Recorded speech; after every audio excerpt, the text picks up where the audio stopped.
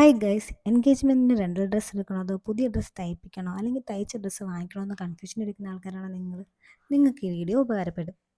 അങ്ങനെ ഞാനും എൻ്റെ എൻഗേജ്മെൻറ്റ് ഡ്രസ്സ് ഷോപ്പിംഗ് തുടങ്ങി കേട്ടോ. ട്രിവാൻഡ്രത്തായതുകൊണ്ട് തന്നെ ഒരുപാട് റെൻ്റൽ ഷോപ്പുകളും അല്ലാതെ ക്ലോത്തിങ്ങിനുള്ള കട്ട് പീസ് ആയിട്ടുള്ളതോ അല്ലെങ്കിൽ റെഡിമെയ്ഡ് ആയിട്ടുള്ള ഡ്രസ്സ് കിട്ടുന്ന ഒരുപാട് സ്ഥലം ഉള്ളത് കൊണ്ട് തന്നെ ഞാൻ എൻ്റെ ഒരു ബഡ്ജറ്റിനുള്ളിൽ തന്നെയുള്ള ഡ്രസ്സുകൾ ഞാൻ ഒരു മാസം മുമ്പേ തിരക്കി തുടങ്ങിയായിരുന്നു. റെൻ്റൽ ഡ്രസ്സും റെഡിമെയ്ഡ് ഡ്രസ്സും എൻ്റെ ബഡ്ജറ്റിനുള്ളിൽ ഒതുങ്ങാത്തത് കൊണ്ട് തന്നെ ഞാൻ ക്ലോത്ത് എടുത്ത് സ്റ്റിച്ച് ചെയ്യിക്കാമെന്ന് വിചാരിച്ചു. അങ്ങനെ ക്ലോത്ത് ഞാൻ പരാഗിൽ നിന്നാണ് വാങ്ങിയത്.